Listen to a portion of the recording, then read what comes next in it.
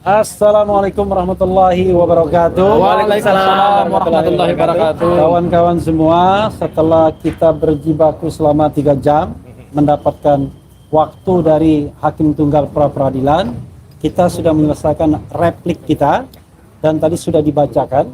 Tidak saja kita mempertahankan nilai ganti kerugian sebesar 206 juta rupiah, baik material maupun imaterial. Jadi materialnya itu 106 juta rupiah dan imaterialnya 100 juta rupiah. Maunya imaterialnya 1 triliun. 11.000 Tapi kasihan negara kan. Kalau dikabulkan kasihan negara ya. Karena itu kita pertahankan itu dan kita menyampaikan komitmen secara tertulis dalam replik bahwa kalau itu dikabulkan akan kita salurkan pada yayasan-yayasan yang memerlukannya dan tidak serupiah pun kita akan ambil. Walaupun kita mendalilkan bahwa itu ada ongkos ini, ongkos itu dan lain sebagainya, tetapi tetap akan kita salurkan semua pada yayasan sosial yang memerlukannya. Nah, nanti kita akan menunggu 3 jam lagi ya, sebelum maghrib akan mendengarkan duplik dari termohon dan saya kira dupliknya sudah bisa kita duga juga ya. Jadi mudah-mudahan nanti pada pemeriksaan saksi dan ahli besok itu makin memperkuat bahwa ini adalah penting untuk dikabulkan karena ini lanjutan dari dikabulkannya permohonan pra peradilan yang pertama mengenai tidak sahnya penangkapan, penahanan dan sebelumnya penggeledahan. Mudah-mudahan ya kawan-kawan semua bisa menyaksikan nanti pada putusan hari Hari Kamis. Hari Jumat ya? Kamis. Hari Kamis. Kamis putusan kan? Oh, Kamis depan ya? Ya, Kamis depan. Pada putusan Kamis depan itu kita menyaksikan mudah-mudahan kemenangan kedua pra peradilan kita ya. Nah, mudah-mudahan. Itu saja yang ingin saya sampaikan. Selanjutnya saya ingin memberikan kesempatan teman yang belum sempat menyampaikan sesuatu dari mana? Oh, Pak Ristan. Oke, ini Bu Soraya dulu ya. Oke. Ya. Assalamualaikum. Geser ke sini. Assalamualaikum warahmatullahi wabarakatuh. Waalaikumsalam. Syukur alhamdulillah sore ini kita sudah menyelesaikan tahapan replik dan sudah terjawab secara gamblang, secara hierarki, secara terukur bahwa apa-apa yang kita sampaikan itu adalah sesuai dengan prosedur hukum. Tadi rekan kita Bang RH sudah menjelaskan juga secara jelas bahwa apa yang kita minta, apa yang kita dalilkan ini semata-mata bukan untuk kita pribadi, bukan untuk Mas Roy, bukan untuk para lawyer, tetapi untuk sosial, untuk badan yayasan sosial dan itu akan dipublish ya, bukan secara diam-diam. Jadi jelas bahwa yang kita inginkan, yang kita dalilkan proses ganti rugi ini adalah proses ganti rugi yang jelas-jelas ada di dalam aturan undang-undang dan itu diperintah. Dan perintah itu jelas bunyinya bahwa kita sudah dimenangkan oleh proses peradilan di tingkat awal. Jadi bukan kemauan atau semau-maunya kita sendiri. Dan untuk itu kita juga simak sampai nanti sampai jam 6 ya Mas ya Roy ya. Kita akan ada lagi di sini dan ketemu lagi dan tentu terima kasih nih rekan-rekan sampai hari ini masih membersamai kita dalam perjuangan. Semoga rekan-rekan semua juga diberikan kesehatan, diberikan kekuatan sehingga kita terus bisa berjuang ya. Oke, terima kasih Pak. Mungkin rekan Ya, kita yang lain. sebelum Gafur ya, sebelum. ada sedikit tambahan ya. Tadi kita menyinggung juga soal martabat ya. Jadi selain kita bicara tentang ganti rugi, kita menepis soal isu yang mengatakan kita mengulur-ulur waktu. Jadi pra peradilan ini dua perspektif. Perspektif pertama adalah hak, perspektif kedua adalah kita ingin maju secara bermartabat di dalam pokok perkara kalau kemudian harus maju ke sana. Kenapa begitu?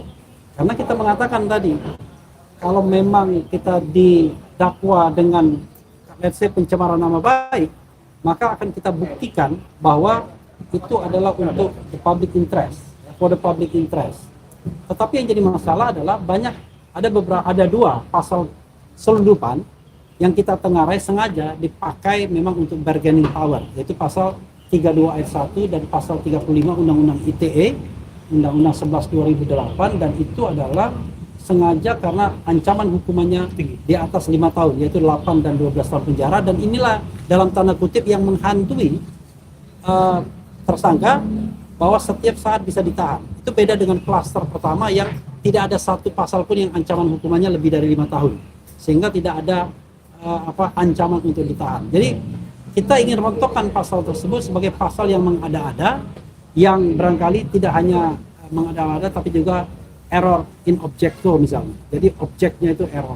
Begitu tambahannya sedikit, silakan Bang Gael. Sekalian mau nanya juga, ini Ya. kan Dokter Tifa sebentar lagi akan mengikuti sidang lagi di tanggal 6 Agustus. Ya. Mungkin mewakili kuasa hukum bisa menjelaskan kira-kira bagaimana persiapan dan Nanti saya akan jawab terakhir ya. ya. Ya, Bang Abdul Ghafur dulu, silakan. Makasih Bang RH, Mas Roy, bahwa pra peradilan ini kami ingin tegaskan bahwa kami tidak melawan institusi. Ya. Tapi yang kami lawan adalah penggunaan kewenangan yang melanggar hukum. Dan pada permohonan pra peradilan yang pertama, penangkapan, penahanan, dan penggeledahan itu dinyatakan tidak sah karena kewenangan yang diberikan oleh KUHAP, diberikan oleh Undang-Undang Kepolisian kepada penyidik Polda Metro Jaya untuk melakukan upaya paksa ternyata dilakukan melampaui batas yang ditentukan oleh undang-undang, sehingga hakim pra peradilan yang kemudian juga memeriksa pokok perkara permohonan pra peradilan yang ketiga ini telah menyatakan tidak sah penangkapan, penahanan, dan penggeledahan tersebut. Akibat adanya putusan pra peradilan itu, maka kami menindaklanjuti dengan permohonan pra peradilan yang baru, karena itu memang diperintahkan oleh hakim dalam pertimbangannya. Jadi kami juga ingin menepis bahwa ini bukan mengulur-ngulur waktu atau kemudian menggunakan KUHAP baru di pasal 158 ya, dengan memanfaatkan waktu untuk kemudian tidak masuk ke pokok perkara. Tidak. Kami akan masuk ke pokok perkara, tetapi dengan syarat semua kesewenang-wenangan ini ingin kami urai dulu satu persatu. Dan nanti pada saat kami melakukan pembuktian dalam pokok perkara, kami melakukan pembuktian pokok perkara itu sudah fokus gitu ya, tidak lagi dihantui oleh stigma-stigma negatif atau persepsi-persepsi negatif. Karena selama penanganan perkara ini, tadi juga kami sampaikan di dalam replik kami, bahwa kerugian imaterial itu dihitung dari apa? Dihitung dari reputasi, dihitung dari nama baik, dihitung dari kedudukan seseorang di mata publik, dihitung juga dari kecemasan, kekhawatiran, ketakutan yang dialami oleh Mas Roy selama menjalani penangkapan dan penahanan yang tidak sah tersebut. Dan kami tadi juga di dalam replik menjelaskan beberapa fakta, ya, bahwa di dalam fakta-fakta selama penangkapan dan penahanan itu, beberapa jam setelah Polda melakukan penangkapan dan penahanan, justru beberapa relawan Pak Joko Widodo itu kan melakukan konferensi pers dan kemudian menghujat Mas Roy, ya, menyudutkan Mas Roy. Bahkan di kantor Polda Metro Jaya itu kan dipenuhi dengan karangan bunga. Seolah-olah Mas Roy ini adalah pelaku tindak pidana besar yang ketika ditangkap dan ditahan itu kemudian diglorifikasikan sebagai sebuah kemenangan gitu. Padahal itu sesungguhnya adalah pelanggaran terhadap hukum. Dan atas dasar itulah maka Mas Roy tadi di dalam replik menjawab kembali bahwa permohonan untuk ganti kerugian secara imaterial didasarkan pada perlakuan yang tidak adil dari siapa? Dari relawan, dari para pendukung, dari para netizen yang yang mungkin kita sebut buzzer lah misalnya, atau juga mungkin akibat dari pemberitaan-pemberitaan media yang kemudian salah dimaknai, salah diartikan, sehingga Mas Roy Halis kehilangan reputasi, kehilangan nama baik, dan kemudian juga mengurangi kedudukan beliau di dalam masyarakat. Itu yang kemudian kami ingin lawan. Dan terkait dengan permohonan pra peradilan ini, kami tegaskan sekali lagi bahwa ganti kerugian yang kami mohonkan ini bukan untuk kepentingan diri pemohon atau juga kepada tim kuasa hukum, tetapi ini untuk kepentingan sosial, karena kami menggunakan kesempatan pra peradilan ini untuk masyarakat barangkali belajarlah, ya, mengedukasi publik, karena kita masuk dalam rezim KUHP baru dan KUHP baru, sehingga ke depan penyidik maupun aparat penegak hukum mungkin akan lebih berhati-hati dan akan mengedepankan prinsip hak asasi manusia. Barangkali itu dari saya, Mas Roy. Tambahannya Ya. selanjutnya saya Mas Roy. Oke, sebelum nanti Mas Refli akan menyampaikan hal yang lain, ya, yang ingin saya sampaikan, saya akan menandaskan dua hal. Hal yang pertama adalah tadi kalau kita dengar, ya, kenapa kami menempuh strategi pra peradilan, ya, karena kami tidak ingin seperti kalau seorang pejuang itu tidak mempelajari dulu apa yang ada di depan. Jadi kami tidak ingin quote and quote konyol gitu ya dalam masuki sebuah ajang peperangan. Meskipun bisa saja karena itu yang terjadi ada kesalahan-kesalahan yang terjadi pada pihak jaksa ya dalam melakukan tuntutan seperti yang dialami oleh Dr. Tifa, dan itu dijawab dengan sangat cerdas oleh tim kuasa hukumnya Dr. Tifa dengan kemudian membuat nota perlawanan atau dulu yang dikenal sebagai eksepsi, dan itu sekarang menjadi unik ya, menjadi hal yang menjadi pertanyaan banyak orang gitu, statusnya bagaimana ya. Jadi untuk yang di sana, tapi kami ingin agar kami masuk tuh fokus. Makanya mohon maaf kalau ada pertanyaan, apakah ini menjadi pra peradilan yang ketiga, ini menjadi peradilan yang terakhir ya, tunggu saja tanggal mainnya ya gitu. Karena apa? Karena kami masih ingin lagi melihat ya, men-challenge ya gitu. Dan itu sekali lagi kita tahu bahwa hakim tunggal dari pra peradilan ini adalah hakim yang ya saya harus bilang smart ya gitu. Meskipun sempat kita kritisi juga, nggak apa-apa kalau benar kita katakan benar, kalau ada hal yang tidak benar kita kritisi. Karena beliau itu kalau ada yang sesuatu misalnya nggak perlu, dia bilang udah itu nggak perlu dibacakan.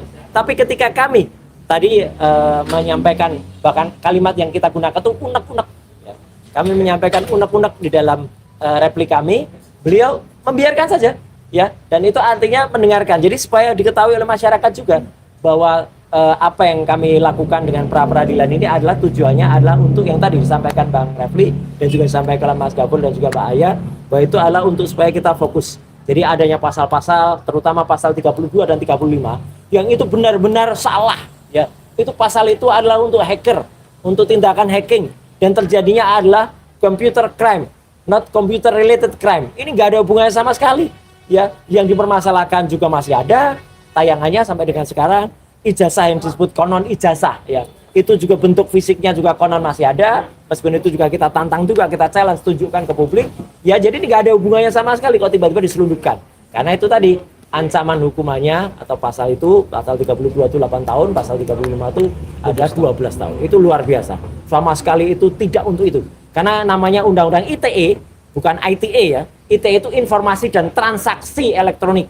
Jadi ini untuk kepentingan transaksi elektronik, untuk keuangan di dalam elektronik, bukan untuk ada orang memenjarakan orang. Jadi ini salah besar. Saya sekaligus sedih dan turut kecewa sebagai orang yang turut serta membuat atau menginisiasi undang-undang ini sejak tahun 2003. Ya, bayangkan sejak tahun 2003 bersama dengan Pak Profesor Henry Subiakto, kami kecewa karena pelaksanaannya ternyata disesatkan seperti ini. Nah, yang kedua yang ingin saya sampaikan juga adalah bahwa di dalam pelaksanaan pra peradilan ini, insya Allah ya, apa yang kami mintakan ya, kami mohonkan di dalam pra peradilan ketiga yaitu tentang ganti rugi ini dipandang sebagai suatu konsekuensi dari sebuah kesalahan. Karena jelas mana salahnya, jelas sudah dikatakan salah. Karena namanya penangkapan, penahanan dan penggeledahan itu tidak dikatakan itu terjadi pelanggaran hukum.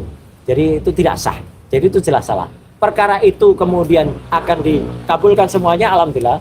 Tapi kalau tidak ya mungkin sebagian ataupun yang terbaik ya et bono ya, gitu, apa itu istilah hukumnya. Saya bukan orang hukum ya. Gitu. Es bono. Ya itu kita serahkan kepada kebijakan. Tapi apa yang tadi disampaikan oleh Mas Gafur tambahan dikit itu benar ya. Saya tidak perlu menyebutkan, tapi dalam salah satu acara diskusi TV tadi malam, teman-teman bisa lihat bagaimana acara itu selama jam 7 sampai jam 11 malam. Itu isinya daging semua. Isinya, dan itu menjadi pelajaran hukum yang sangat bagus ya. Itu kenapa? Tidak ada termul.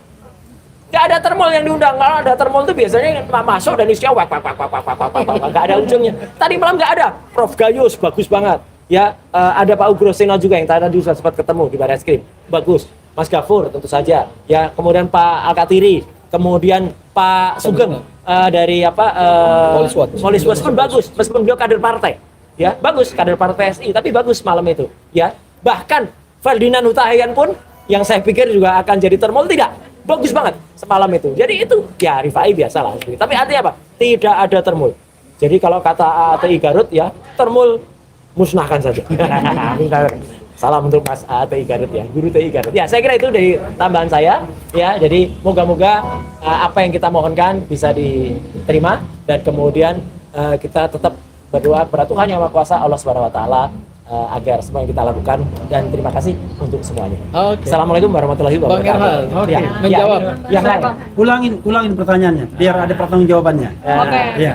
Bang Refli, ini kan Iya. tanggal 6 Agustus Iya. nanti Dr. Tifa akan kembali bersidang ya. Iya.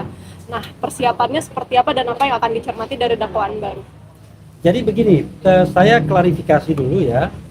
Kalau persidangan kita split, karena saya di Mas Roy. Ya. Oh, oke. Tetapi saya, Gafur dan lain sebagainya sebenarnya masih memegang mandat Troya. Ya. Iya. Troya itu Tifa, Roy, Advocate, tapi tidak untuk sidang. Oh, oke. Tetapi saya bisa sampaikan bahwa saya masih berkomunikasi dengan lawyer-lawyernya Dr. Tifa, ya, yang senior terutama.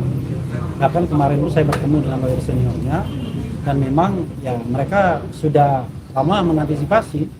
Bahkan kalau kita lihat misalnya eksepsi atau nota perlawanan mereka kan sudah sangat detail bicara mengenai daftar alat bukti yang diberikan dan lain sebagainya. Jadi kalaupun ada perubahan-perubahan yang sebenarnya saya dikasih matriks perubahannya, saya bisa kasihkan kepada Anda oleh yang senior di sana, Lutfi Hakim. Memang ada koreksi-koreksi seperti itu. Tetapi perdebatan yang paling utama sebenarnya seperti yang Anda saksikan di acara kemarin, apakah kemudian mekanisme yang harusnya dipakai itu pasal 206 ataukah pasal 75 ayat 4? Kan begitu. 206 ayat 4. 206 ayat 4, 75 ayat 4 juga. Kalau 206 ayat 4 itu perlawanan. Kemudian pasal 75 ayat 4 itu adalah perbaikan. Nah, rupanya yang disampaikan kepada Dr. Tifa dan juga Mas Roy itu perbaikan. Jadi sudah diperbaiki, tetapi kemudian selalu ada perdebatan di sana karena dianggap dakwaan sebelumnya null and void atau batal demi hukum. Kalau batal demi hukum maka dianggap secara keseluruhan itu batal dakwaannya.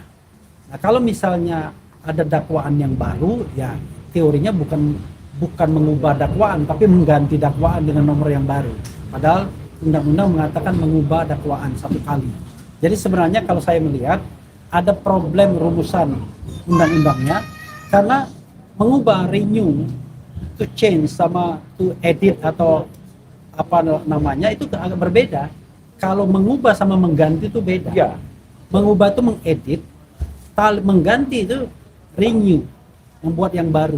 Nah, ini yang kemudian jadi masalah. Hanya kalau kita baca KUHP ya, nanti kalaupun misalnya diperkenankan oleh hakim untuk dibacakan dakwaan, dan saya sudah perkirakan penuh dengan interupsi ya, misalnya diperkenankan, maka kemudian sidang akan terus berlanjut kepada pokok perkara walaupun mereka kemudian menyampaikan nota perlawanan, karena nota perlawanan akan diputus pada putusan akhir. Tetapi saya berharap, karena saya tidak bisa mewakili 100% kan, saya berharap dengan challenge mereka sebelum pembacaan dakwaan dengan membaca antara pasal 75 ayat 4 dan pasal 206 ayat 4, maka hakim membatalkan pembacaan dakwaan itu. Apakah bisa atau tidak? Kita lihat nanti. Karena ini sebuah presiden yang menurut saya yang harus kita cermati, karena ini kan baru semua kan, KUHP-nya baru, undang-undangnya baru. Tapi saya dorong teman-teman saya di Dr. Tifa untuk memprotes perbaikan itu, karena bukan perbaikan tapi penggantian, sementara di situ perbaikan. Nah, problem lainnya adalah di dalam putusan setelah itu tidak ada perintah, tidak diperintahkan untuk menggunakan mekanisme pasal 75 ayat 4 itu. Walaupun ada pendapat lain, saya harus jujur mengatakan bahwa ayat lain pendapat lain mengatakan kan tidak dihapuskan oleh hakim. Tetapi demi kepastian hukum, maka kemudian saya kira protes harus disampaikan kepada hakim. Tafsir antara penggantian, pengubahan, kemudian perlawanan itu harus betul-betul ditegakkan rule-nya, dan mudah-mudahan nanti itu akan mencapai suatu hal yang baik. Karena sekali lagi, kita tidak ingin ikut gendang orang lain bahwa harus masuk pokok perkara. Kalau from the beginning kita bisa mematahkan argumentasi dari dakwaan pihak kejaksaan, maka saya kira itu adalah kemenangan bagi kita dan kemenangan bagi semua. Gitu ya. Oke. Oke, luar biasa. Ya, terima kasih ya semuanya. Ya. Sedikit ya. Oh, ya. Ada hal yang lain. Ada isu yang wah Roy ditinggalkan lawyer. Enggak. Saya harus sampaikan, alhamdulillah ya, Saya mengaturkan terima kasih kepada Pak Amir Samsudin, ya, sudah juga menyatakan akan support, ya, membersamai kami. Kemudian Prof Denny Indrayana dan timnya, ya, sinergi itu akan juga bersamai. Dan satu lagi tadi saya ketemu Pak Aprilia Supalianto itu dari KAI. Mekanismenya gimana? Nanti kita atur dengan Talk Hub, ya, gitu. Jadi kita tetap solid, kita kuat dan tambah kuat. Terima kasih. Assalamualaikum warahmatullahi wabarakatuh. Waalaikumsalam warahmatullahi wabarakatuh.